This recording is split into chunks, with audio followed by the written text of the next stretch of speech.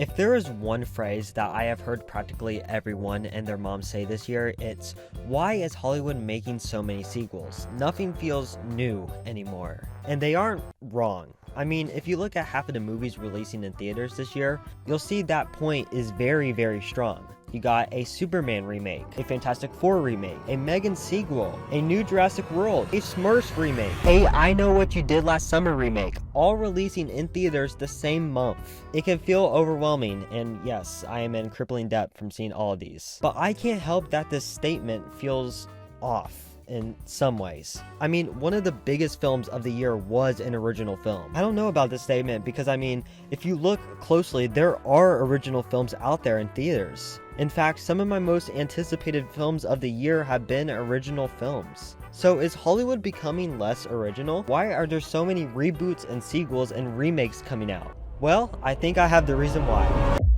Oh, I wasn't expecting that. The whole Hollywood isn't making original film statement isn't exactly a new thing. In fact, if you look at the top grossing movies of the past 25 years, only 4 are completely original films, 2 of which are supported by other films in their universe. Hollywood likes making money because at the end of the day, more money equals making more movies. So why not spend more money making a movie with a proven concept versus an original film? I mean, one's obviously going to do better than the other. Or will it? Hollywood doesn't know that people actually want sequels over original films. Why not invest more money in those original films and get people to watch those? Well, here's the thing. Studios do invest money in original films, but they are usually for far, far lower budgets, and there's a reason for this. Let's take an example with Disney, who has released a lot of remakes and sequels this year. Disney Animation releases around 1 film a year in theaters. From 2021 to 2023, they released 4 completely original films. These films weren't sequels, they were adaptations, they were original films. The first one, Raya and the Last Dragon, had a budget of around $110 million. Encanto had a budget of $120 million.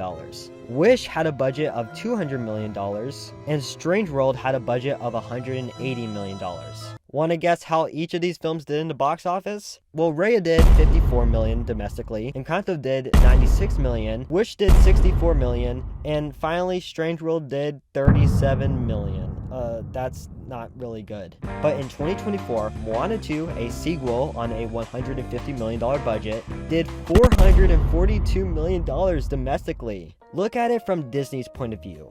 They spent over $100 million on making original films for 3 years, only for a sequel that took around the same budget to perform insanely better than the rest of the films and even break the record for box office gross on a Thanksgiving weekend worldwide. Original films are extremely risky, and for Disney Animation, they needed the sequel to survive even making another film. I mean, come on, Moana 2 did practically double the amount of the original film domestically. Why not just make another sequel? Disney being the perfect example of this, making a bigger budget original film requires the type of risk that you just cannot take in the industry at this moment. Which is why it doesn't surprise me that Disney's summer original animated film, Elio, was Pixar's worst opening for a movie ever. Elio is the newest film to join the Pixar universe. However, what sets it apart is that it's an original story as well. The film follows a young boy who gets abducted by aliens, and it had the worst opening for a Pixar film yet. The internet is pointing a lot of fingers at why this film is doing terrible. Was it the marketing? Was it the decisions behind the scenes? Or was it the movie itself? And while some of these arguments could make sense, we really need to take a step back and look at everything that's being released this summer. Right now, there are 4 other films that are coming out that are appealing to Elio's audience. Let's just say that audience is 5 to 12-year-olds. You got the new Superman, Lilo and Stitch, How to Train Your Dragon, and even the new Jurassic World. So not only is Elio being drowned by competition, but it's being drowned by franchises. These series of movies have built up years of audiences to the point where, yeah, a kid would rather go see the new Jurassic World over Elio. When you really think about what kids these days are interested in, you really have to consider what parents are willing to spend their $20 on. And maybe it's even just 1 or 2 movies this summer. Not to mention, Elio was competing with another film from Disney, Lilo and Stitch, which had far more of a chance of doing better than Elio. If you really look at animated films, especially ones within the past few years, they've gained massive popularity on streaming over theaters. Encanto, a film that did decent in the box office, really gained a lot of its audience when it hit Disney Plus, and kids could watch it whenever they wanted to. Back to the marketing of Elio, I know a lot of people were saying that it wasn't being shown to as many people or the word didn't spread. But this really ultimately, at the end of the day, is the power of marketing a film whenever you are battling so many other films along with it, including one of your own. The reported marketing budget for Elio is shown to be over $150 million. Still a crazy amount to be spending on this film. So, I mean, why didn't it take off?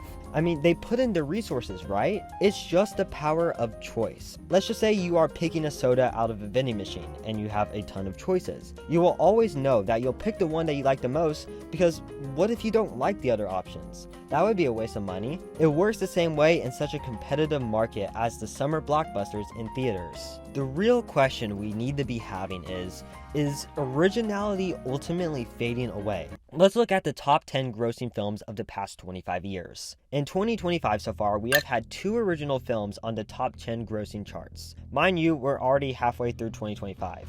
In 2015, we also had 2 original films on the top 10 highest grossing charts. In 2005, we had 4 films on the top 10, and in 1995, we had 6. We can tell from this information that, well, as the decades go on, originality is slowly fading, especially when it comes to films that are doing well in the box office. Original films are becoming less and less on the charts, and yet, I really still don't think that it's entirely on a decline. Here's the thing, it's a proven concept that in Hollywood, the more money you spend, the more money you'll make. Obviously, this isn't the case when a film bombs, but you'll notice that even with bad reviews from critics, films can still make a lot of money. The thing is, where is Hollywood putting that money at the end of the day? In the sequels. Let's be real, Hollywood needs to make their money back in one way or another. They are far safer to put money towards a sequel and ultimately gross more money.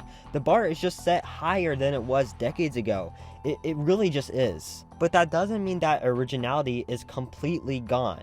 There are a few distributors that exclusively make low-budget films. Some of the most popular include A24, which made films like Civil War and Everything Everywhere All at Once, Neon, who produced Longlegs, and Blumhouse, the studio behind Get Out. The thing about these studios is that they are in far more of an accessible position to make more original films. A24 has actually only released 1 sequel so far, yet they still produce original films and focus more on renewing directors versus creating franchises out of these successful productions. Usually these lower budget distributors can focus on original films because they can easily make back their budgets, and sometimes make a lot of profit out of them. For example, A24 summer film Materialist was made on a small $20 budget, and easily was able to profit that domestically in the box office. Blumhouse has also made a ton of original films, which means that whenever one does really well in the box office, it can pay for the films that didn't do so well in the first place. They can easily prioritize more original films because they have lower risk. And it's worked. A ton of these lower budget films have done extremely well in the box office. But at the end of the day, is it the studio's fault or is it our fault? Because here's the thing.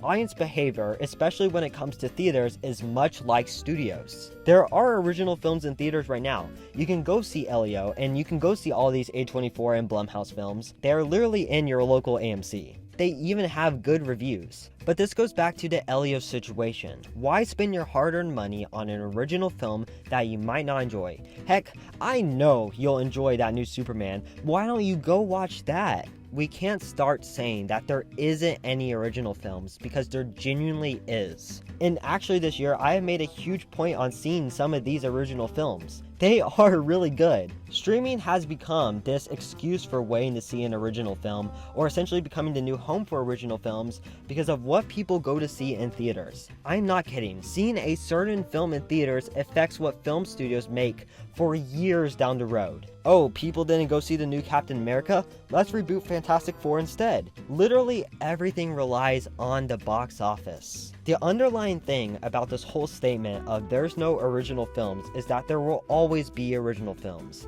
Every single day I see a new announcement about the adaptation of a popular book, or a new film from a popular filmmaker, or something else. There are original films being produced, and they have to be made. Hollywood won't know what sequel to make next. Remember, Jaws has sequels.